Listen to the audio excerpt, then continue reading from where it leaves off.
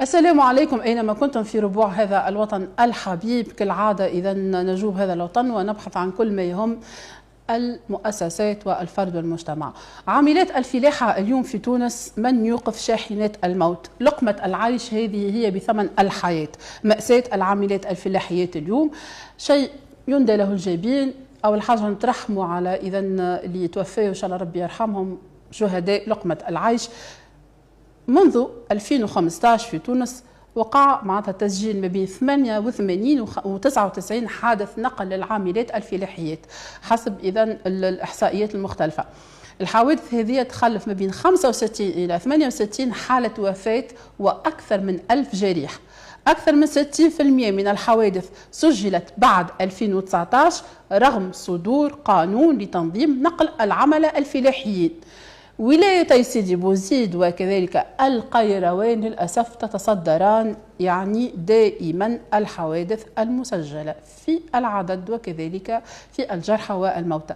8% فقط من العاملات الفلاحيات يتمتعن بتغطية اجتماعية وتعتمد أغلبهن على وسائل نقل غير آمنة للوصول إلى الضيعات الفلاحية. في حادثة المزونة الأخيرة اللي صارت منذ أيام يعني السنة توفيت عاملتين إن شاء الله ربي يرحمهم ويرزق إذا أهلهم الصبر والسلوان معناتها صغيرات تيتموا و13 أخريات إذا حالتهم حرجة.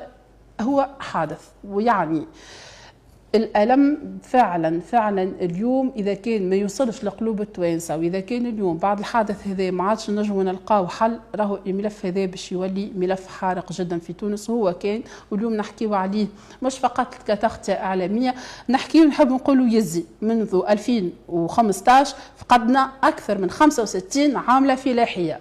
راهي اللي تمشي اليوم باش تلوج على لقمة العيش ما مشيتش من رفاهية. فما تصويره باش تشوفوها تويكا ساده المشاهدين اللي هي حاجه اذا تدمي القلوب. اي انسان حتى ما يحس قدمه الخبز خارجه من الساشي من الكسكروت اللي ماشيه باش تسقات بيه مغطسه بالدم. دم شكون؟ دم المراه هذيك شهيده لقمه العيش. اليوم انت هل عندك ضمير ايها السائق وقت اللي تهزهم كلهم معناتها كيما اكداس البطاطا سامحوني في الكلمه هذيك روح حيه كي تهزهم انت وتعرف اللي فما برشا حوادث صارت زعما ضميرك ما ينبكش يقول الارواح هذه لازم نحافظ عليها. اليوم العامله اللي باش تمشي تخدم في الحقل راهي مش من فراغ مش من رفاهيه راهي تخدم بثمن زهيد وتخدم على صغيراتها. وممكن في بعض الحالات كي استعلمت يبدا راجل بطال ما يخدمش وهي قاعده تخدم. فما اللي ما عندهاش راجل لازمها تمشي تخدم تحت الشمس تحت الحر تحت الصهد تحت الجوع. يعني المستلزمات البسيطه نتاع المراه العاديه باش تأدي العمل نتاعها. انت يا اختي اللي قاعده في بيرو تخدم كليماتيزي وبحذاك القهوه نتاعك وتليفونك ودنيتك وكرهبتك في الباركينغ وتلقاك تقول ملا خدمه وكذا مش عاجبك. صحيح الناس مستويات اما احنا كلنا مستوى في نفس المستوى انسانيا. غيرك تلقاها تصهد جودي بيان تصهد تروح وجهها ازرق. اليوم شوف تروح شوف ما تروحش.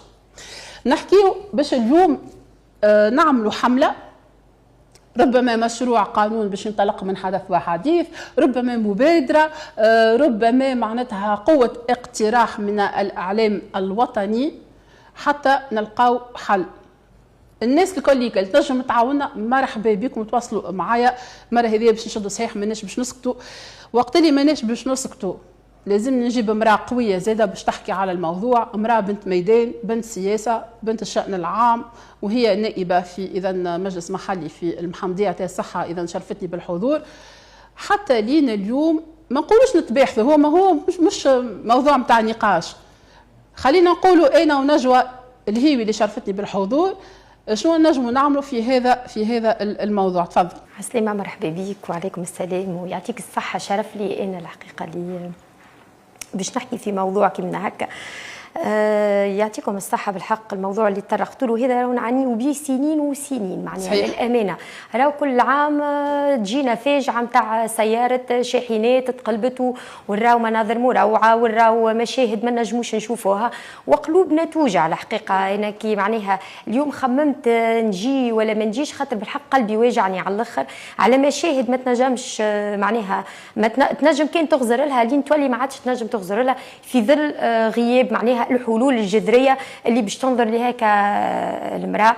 نحب الساعه نترحم على زوز نساء اللي توفاو، الله يرحمهم، ونترحموا على 68 امراه اللي هما توفاو، خاطر احنا كما قلت انت قبيله، قلت راهو يجي قرابه 99 حادث معناها مرور، فيهم 983 اللي هما فيهم 68 اللي توفاو، فيهم 983 ولا 82 ولا قرابه ال1000 ولا حتى تجاوز ال1000 اللي هما تعرضوا للاصابات واللي هما تعرضوا الاضرار من هيك الحوادث هذيك. فيهم شكون اللي قعدوا معناها على الكرسي نتاع الاعاقه، من اللي كانت تعول في عائلتها صبحت هي عائل على عائلتها. ان شاء الله معناها يكون ان شاء الله تكون فما تحركات الحقيقه باش ما نجيوش مره اخرى للبلاتوات ونحكيو على حوادث من نوع هذا، وحوادث شغل بصفه عامه وخاصه على مستوى الفلاحه. نذكر بالقانون نجوى شنو يقول في هذا الخضم؟ القانون بالنسبه للقانون فيما يخص نقل الفلاحين في القانون التونسي، عندنا القانون عدد 51 سنه 2019 وبعد 3 معناها قوانين ترتيبيه. القانون شو يقول لك؟ ينص على احداث صنف خاص معناها بنقل العمال الفلاحين عبر وسائل النقل تكون مهيئه مغطاه بمقاعد مع توفير التراخيص وبطاقات استغلال لضمان سلامتهم وكرامتهم. معناها يحمي القانون شو يقول لك؟ تحمي اكل العامله اللي هي باش تمشي باش تتنقل فيك الكرهبه ولا فيك الكار، وتحمي اكل كما نقولوا النقل صاحب القيل، النقل اللي هو غير منتظم باش هو يخدم في شؤون منتظمه ويبعد عن النقل العشوائي. انا اللي نحب نسال ونتسائل توا هذه قوانين واحنا دوله القوانين، احنا دولة القوانين، كلنا قوانين، كلها قوانين، وين تدور تلقى قوانين، هذو بالكل قوانين. أنا اللي باش نسألوا التساؤل اللي بالحق نقولوا، هل أن القوانين يمكن تطبيقها على أرض الواقع؟ في الواقع الميداني، هل التشريعات تطبيقها، هل التشريعات والقوانين خذت بعين الاعتبار الضمانات الاجتماعيه والوضعيه الاجتماعيه للمتساكنين؟ راهو معناها راهو كي باش نقول انا المراه هيك راهي مش تخرج على خاطر عندها رفاهيه وراهي خاطر متزازيه، راهي خارجه باش توكل صغيراتها، باش توكل رجلها، باش تعيل عائلتها. لهنا باش نقولوا انا نسال ديما على مستوى معناها ولا على امكانيه تطبيق هالقوانين على ارض الواقع. باش نبعد بيك هكا شوي باش ناخذ معناها مثال الحقيقه وهو ينجم يكون في صلب الموضوع.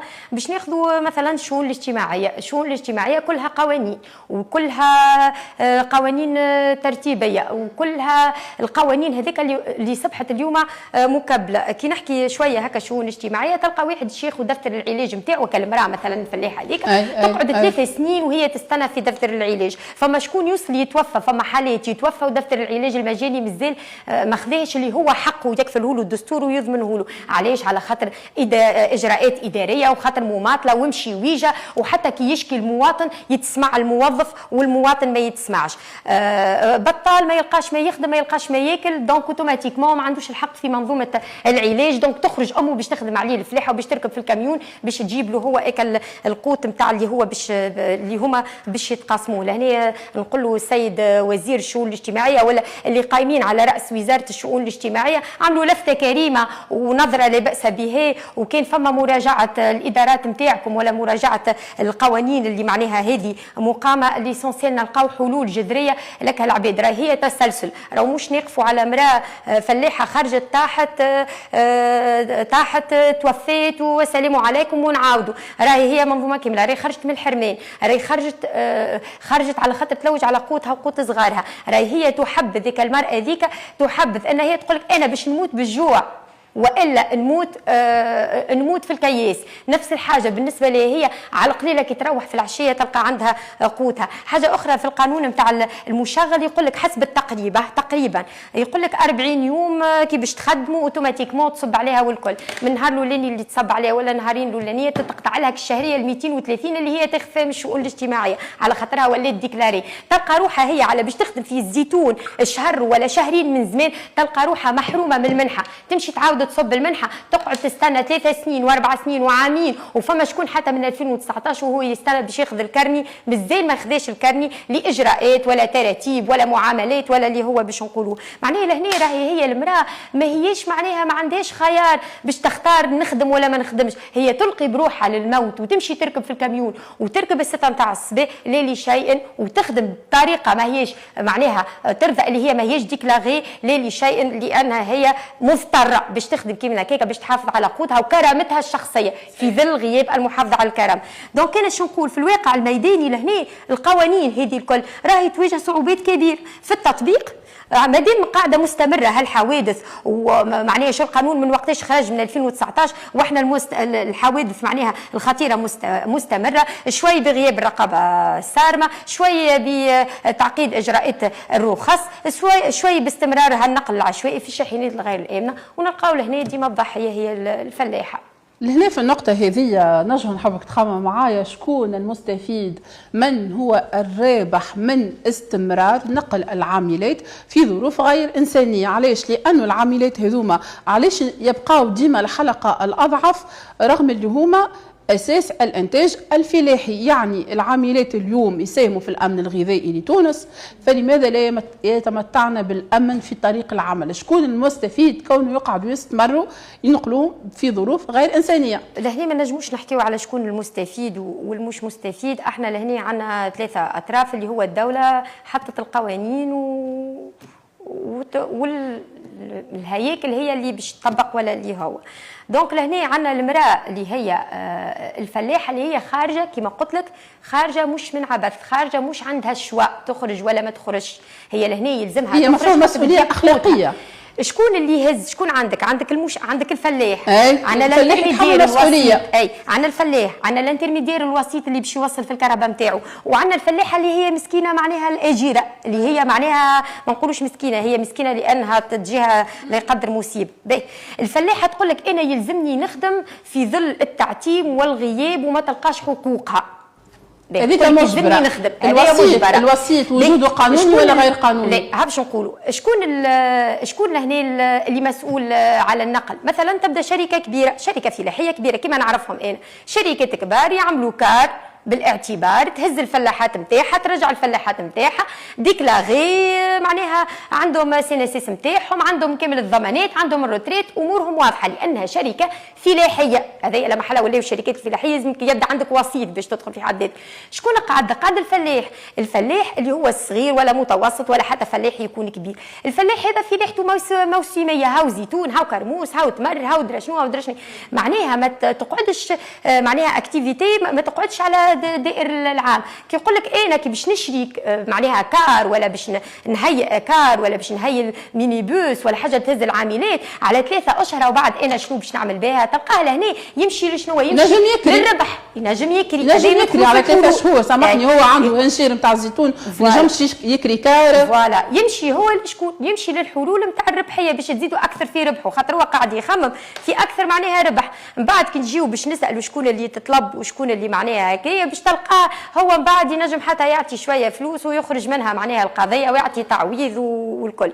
هنا الوسيط هو شكون؟ اللي ينقل لك العباد. الساعه الوسيط الكهرباء نتاعو تلقاها ما تتطابقش مع المواصفات، ما يجي دون لي نورم، تلقاها هي شاحنه لنقل البضائع هازينها لنقل ولات معناها العاملات. ساعات تلقاه مش نفس الوسيط، راهو مش نفس الشخص، كل مره واحد يجي كل مره يخدم خاطر ما يخدموا بطريقه غير منظمه، يخدموا بطريقه عشوائيه.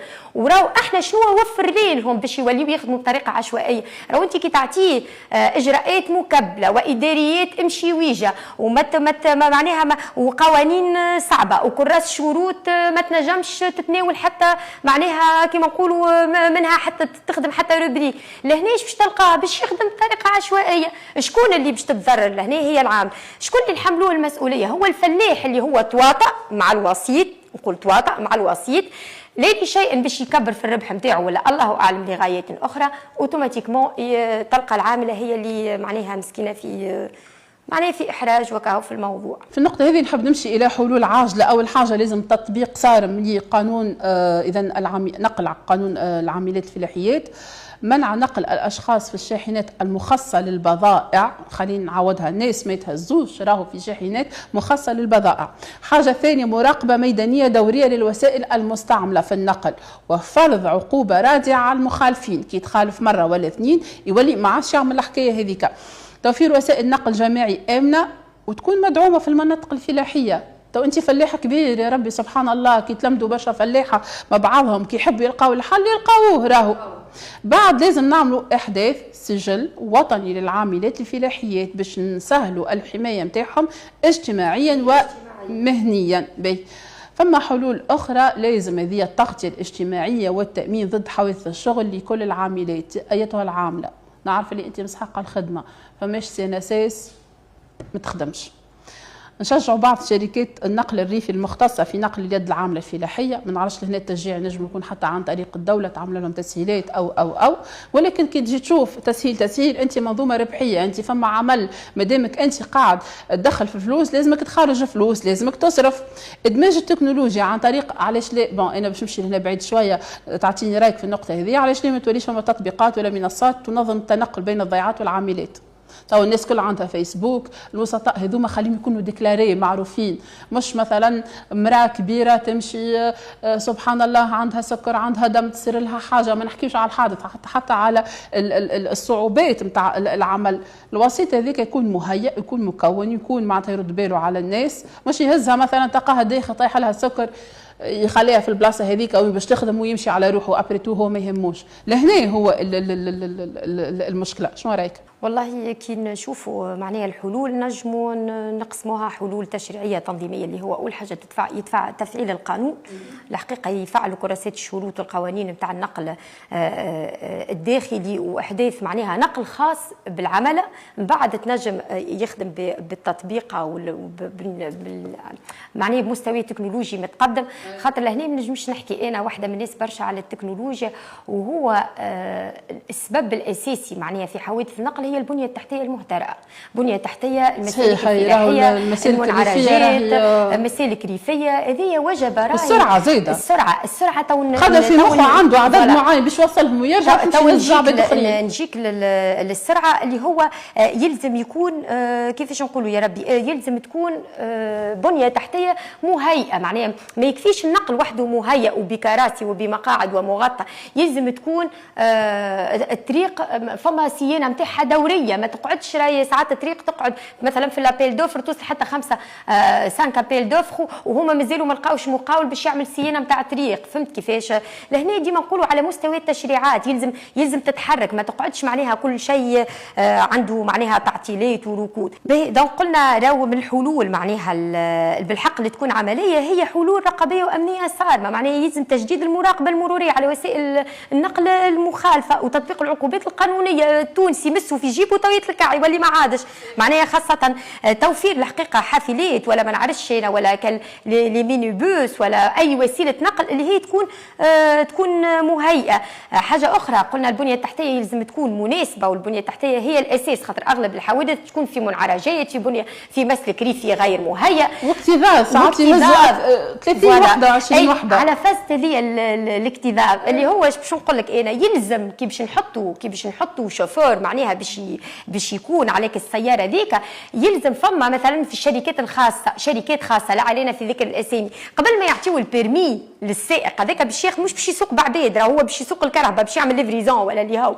دونك قبل ما يعطيوه البيرمي عنده تيست السرعه، عنده اختبار السرعه، يعاود ويتيح.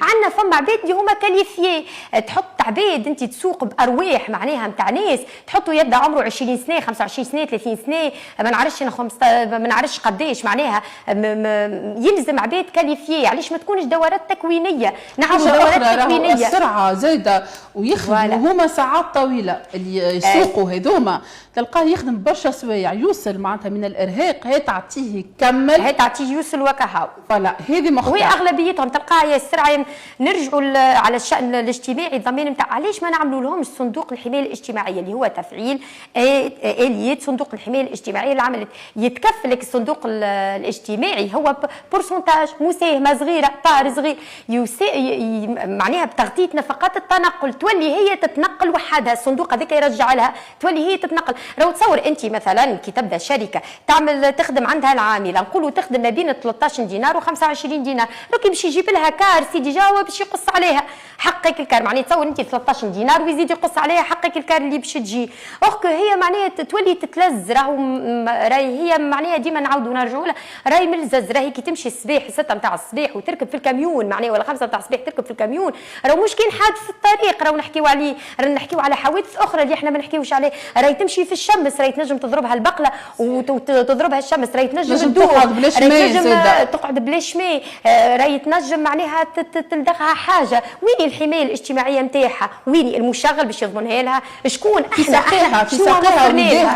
في ساقيها ويديها ما تلبسش مثلا حاجه تلائم هذا العمل ما فماش مثلا هذه مسؤوليه الفلاح انت كفلاح ما تنجمش توفر معناتها كي نحملوه المسؤوليه ويتحمل هو المسؤوليه الكبيره ومسؤوليه اخلاقيه وجزائيه وقانونيه فهمت مسؤوليته الجزائيه ينجم قد يكون بالتشريعات وخاطر عنده محامي باهي وكل شيء يخرج منها ويعطي تعويض لكن التعويض هذاك انت بالملايين تعويض شويه وين حقهم حق اللي ماتوا كان اللي امه توفات هذاك شكون باش يعوضها له الصغير اللي هما شكونهم النساء كي باش نسالوا احنا النساء اللي يخدموا هذا شكون من 13 ل 80 سنه ساعه 13 سنه هيك راهي بزالت في الطفوله وين طفولتها راهي هذيك تمشي تخدم مش باش تخدم باش تشري تليفون ولا تخدم راهي تخدم باش تشري الكتبات مع الرونتري راهي تخدم باش تشري الحوايج المنديله الطبليه امها خاطر امها ما عندهاش ضمان اجتماعي وما عندهاش لا كارني ابيض لا كارني اصفر ما عندهاش شهريه تخدم باش تشري دواء امها لا تخدم باش تشري دواء معناها هي تعرضوا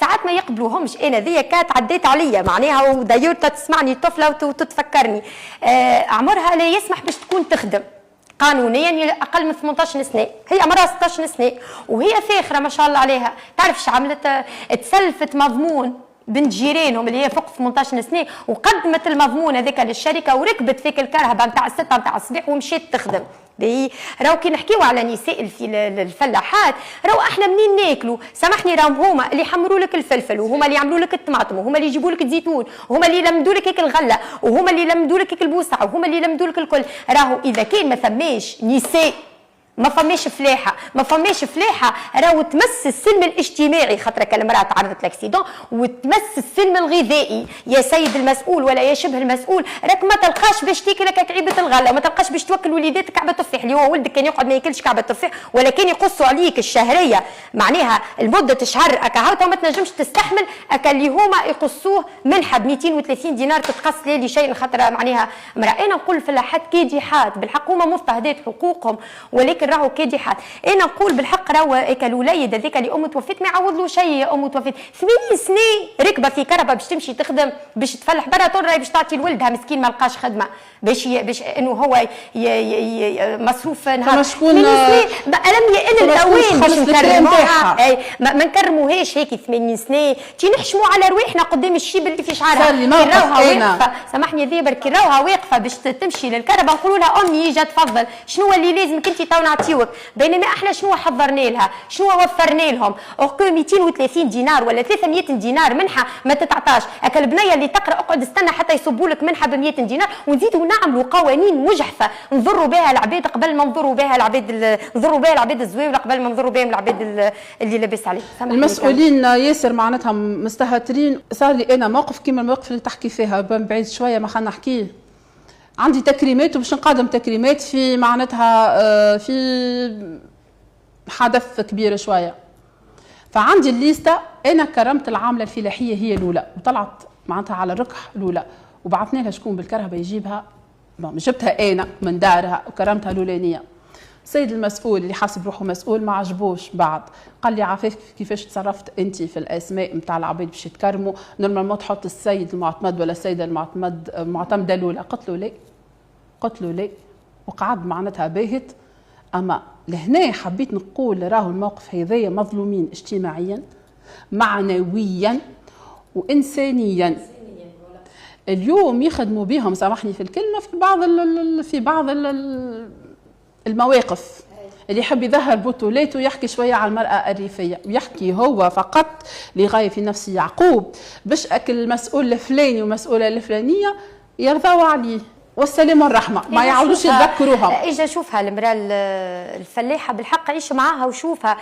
انت في بالك اللي يعملوا معناها اكسيدون قبل ودرجمون وايامات اللي قبل والعوام اللي قبل والسنين اللي قبل، راه باش تعاود ترجع تخدم وتعاود تركب في مضطره لانها تخدم بكرامتها. والسيد هذا المسؤول، انا ما نسميهش مسؤول، نسميه شبه مسؤول، ونقول له اذا كان انت ماكش مالي بلاصتك وماكش قد المسؤوليه خليها لغيرك، خلي للعباد اللي تحب تخدم، اللي معناها قلبها كبير وتحب تخدم كل والي وكل معتمد في المعتمديه نتاعو ولا الولايه نتاعو، مادام مازالوا فما حوادث سيدي الكريم معناتها ماكش قاعد تعمل في دورك. فوالا نقطه ارجع للستار، لانه الفلاح وقت اللي ترغموا باش يطبق القانون حتى ولو ما يحبش يطبق القانون، كما قلت انت تمسك بنصه في جيبه وقتها يولي يمتثل. نقطة أخيرا نعاودوا نرجعوا هكا، شنو لب الموضوع؟ شنو هي لب الإشكال؟ الإشكال شنو بالضبط؟ هو الإشكال على مستوى النقل، واحنا نعرفوا في رواحنا توا هي جات على السيدات هذيما الفلاحات اللي ربي معناها اللي توفى ربي كما نقولوا يرحموا، واللي مازال ربي يرزقوا بالحق ربي يرزقوا. المشكل الاساسي هو شنو؟ النقل اللي هو وقت اللي احنا ما فماش معناها نقل، ما فماش كما نقولوا ترونسبور غير متوفر، اوتوماتيكمون حلينا الباب للنقل العشوائي. وقت اللي انا ما ننظمش القطاع الغير منظم، دونك اوتوماتيكمون انا راني حليت الباب للنقل العشوائي. النقل العشوائي اللي تلقاهم 20 و30 و40 كربه و50 كربه، نظمهم، رجعوا قطاع مهيكل. يا اخي الدوله باش تعجز على هيكله 40 كربه ولا 50 كربه باش تخليها تخدم دون لي نورم، هيكم زاد عباد يسترزقوا يخدموا على اولادهم، ما تخليلوش الثغرات باش يخدم معناها إليغالمون. عاونوا انت، عملوا التسهيل، اعطيه التراخيص. راهو كنقولوا لهنا على مستوى النقل بالحق راهو النقل معضله كبيره. راهو انا باش نبعد هكا شوي، لو احنا عندنا في المحمديه طلبنا طلب ليرافير معناها هذا من عام 2004 و2007 و2010، مازال توا في 2026 وهو في طور الدراسه. ترى معناها باش يتعمل. وقت اللي احنا قعدنا عملنا جلسات، قدمنا الاقتراحات، قلنا هاو مترو يوصل المروج، علاش ما يمشيش يكمل يهزك؟ راهو معناها كيما نقولوا كم هائل من المواطنين، راه 150,000 مواطن يمشي يخدم الصباح ما يلقاش فاش يمشي، سامحني ما يمشيش في النقل العشوائي، يعرف روحه قداش من امراه طردت من خدمتها وقداش من راجل طرد من خدمته وقداش من صغير مشى ما عداش امتحان. دونك قلنا راهو هاو مترو بكلفه اقل ودرجيه ما فماش. يا سيد وزير النقل ولا الساده اللي معناها على راس الوزاره تفاعلوا شويه معنا مع المحمديه وشوفوا شنو هي موضوع النقل. راهو بالحق ما عادش عندنا كيما نقولوا معناها سبل اخرى غير ان احنا قاعدين نستغيثوا فيكم انتم موجودين في العاصمه بالاسم، اما احنا موجودين في العاصمه بالاسم. لا فما مترو يخلط لنا لا رافير في الدراسه، والدراسه في بالك بلاش دراسه بالفلوس، راهي بالفلوس تتحل الدراسه، تتعاود الدراسه، تتحل الدراسه، تتعاود. لهنا راه نقول ان المشكل الاساسي هو النقل. يلزم لهنا في كما نقولوا هالمشكله ولا يلزم تضافر الجهود، يلزم على مستوى وزاره الداخليه، على مستوى وزاره الشؤون الاجتماعيه، على مستوى وزاره النقل، على مستوى الهياكل النقابيه والحقوقيه. يلزم الناس الكل تخدم علاش؟ لفرض واقع جديد يحمي شنو؟ يحمي الحق في الحياه والعمل اللائق. رانا احنا ما تقولش كاين المراه الفلاحه راهو عندنا النساء اللي يخدموا في المعامل ما تلقاش باش توصل، والله صدقني يبداو على الطريق هكا ما يلقاش توصل. نعطيك حاجه اخرى، طابت على الكياس على جي بي 3 وتقعد تمشي على ساقيها، تمشي مانيش نسمي لحيه، تمشي على ساقيها 4 و5 و6 كيلومترات وهي مراه كبيره ولا مروحه من المستوصف. يا لندرا هذه معناها تمشي تلتجأ للنقل العشوائي ولا ما تلتجأش للنقل العشوائي؟ راهو قيد لهنا. لكن النقل العشوائي رانا نشجعوه ونحفزوه ونعطيوه تحفيزات ونعطيوه ما نعرفش نعطيوه بطاقات الاستغلال تحت اشراف الولات هما اللي يشرفوا عليه القطاع هذاك. خليه يولي من قطاع غير منتظم يولي قطاع منتظم. شو قداه باش حصيله الارواح هذيك اللي كل عام تتفاقم قداه باش ينقص لك فيها الى حد الان من اللي تحط البناء القاعدي والولات ما سمعتش انا قرار معناتها تاريخي، ما فهمتش حتى انا ما سمعتش قرار فاعل. نفس الاشكاليات، مش الفايده في بالله نقصوا متصور الولاد، سامحني الولاد في تونس نقصوا متصور في الفيسبوك، ما كومش فنانين، ما كومش ممثلين، مش الشعب متعطش بيشوف جلساتكم اللي هي معناتها نمطيه، قاعدين نعملوا في كوبي كولي يزي. اليوم الشعب راهو يحب ياخذ حقه، وانت مسؤول والا انت مسؤوله، ماكش عامل مزيه على الشعب. نخدموا عند الشعب الكلنا، ولا نخدموا عند المواطن. ما فما حتى حد اللي يتفكر روحه عامل مزيه ديما يغزر الفوق، يهز راسه يلقى العلم اللي هو راهو يخدم للوطن ويخدم لفئه المواطن. وبلاش مزيه وبلاش مزيه. لهنا المواطن راهو يطالب بحقه في النقل، راه مش الفايده تبعث لي كار 6 ولا كار 5 ونص تهز العباد وبعد في وسط النهار ما يلقاوش فيش يروحوا، ما يلقاوش فيش يمشيوا، دونك يضطروا باش انهم هما ياخذوا النقل. هيت نهيكلوه هيك النقل، وهيت نشجعوا النقل الريفي، وهيت نهيئوا المسالك الريفيه ونقيموا على سيانات. يبدا عندنا مسؤولين ميدان نجوى، مش مسؤولين نتاع بيروات. هذا هو. شكرا ليك، سامحني قصت عليك، تفضل. عندك دقيقه فقط. الصحه ربي يفضلك. والله معناها سامحني على التفاعل، خاطر المواضيع الكل هي الكلها كما نقولوا راهي تصب في بعضها. المواضيع الكلها هي سلسله تمشي من الشؤون الاجتماعيه، تمشي الداخليه، تمشي للنقل، تمشي الكلها الفلاح للوسيط، الفلاح كلهم. خاطر شفتك النساء هيك هما راهم مفرتين، اللي تخدم في الفلاحه واللي تخدم في المعامل واللي تخدم عند بيوت الاخرين، وهما اشرف عباد يخدموا، وبالحق راهم اشرف عباد ويستحقوا التكريم. راهو اذا كان فما مراه تحكي بروحها وقت اللي تبدا مارست نشاط من النشاطات هذيكم، راكم نقولوا الفلاحات العاملات الكادحات ولا اللي يخدموا في المعامل الكادحات، اجا شوفهم الظروف اللي يخدموا فيهم، كيفاش يخرجوا الصباح ويخليوا صغارهم يبكيوا، ولا كيفاش تبدا مراه كبيره تمشي باش تلمت قوتها، خاطر كان دبرنا لها خدمه لولدها راهي ما تتلزش هي باش تمشي وتعرض روحها للحياه. لهنا المواطنه، كي نقول مواطنه راني نحكي على الفلاحه، ونحكي على الاجيره، ونحكي على اللي تخدم في المعمل، ونحكي على الفئات الهشه بصفه خاصه، مانيش نحكي مانيش معمه، دونك نحكي على الفئات الهشه. راهي لهنا هي تلقى روحها بين خيارين، تموت جوع والا تموت في الطريق. تقول لك اسلم لي اللي انا نموت جوع على قليله كل نهار ونهار وما تعرفش على روحها، معناها هي تبدا طالعه في الكاميون تبدا تشهد. علاش تشاهد؟ خاطر ما تعرفش على روحها، يصير لها اكسيدون ولا ترجع لاباس ولا ما ترجعش لاباس. انا نقول بالحق يعطيكم الصحه ولفته كريمه، ونقول بين ظفرين الحقيقه راهي مش الفايده قاعده في البلاتوات واحكي ومن بعد في الاخر ما تلقى حتى شيء. راهو لهنا يلزمك بالحق يلزمها وقفه صحيحه في تفعيل القوانين، يلزم القوانين الردعيه والتسهيلات في كراس الشروط، لكن النقل الغير منتظم باش يولي نقل منتظم. نقم القوانين هذه، ما هو قانون 2019 51 سنه 2019 فعل القانون هذا يا سيدي على مستوى التشريعات، فعل القانون هذا. خاطر ديما نقعدوا نرجعوا للسؤال الاولاني، هل انه التشريعات والقوانين اللي طرحت واحنا دوله قانون هل هي مطابقه ولا متلائمه مع الوضع الاجتماعي واخذت بعين الاعتبار الظروف الاجتماعيه نتاع المواطنين ولا لا؟ ويعطيكم الصحه بارك الله فيك. شكرا ليك نجوى. العاملات الفلاحيات لا يطلبن امتيازات ولا رفاهيه، يطلبن فقط ان يعودن الى بيوتهن سالمات بعد يوم عمل شاق. فهل يبقى اليوم الطريق الى لقمه العيش طريقا الى الموت، ام تتحول المأساة اخيرا الى قرار يحفظ الكرامه والحياه؟ اليوم من يزرع غذاء التونسيين يستحق أن يحصد الأمان لا الموت. وبين الأرقام والوعود والبيانات تبقى حياة العاملات الفلاحيات أمانة في رقبة الجميع دولة ومجتمعا ومشغلين. فمتى تتحول هذه الأمانة إلى فعل؟ دمتم في رعاية الله.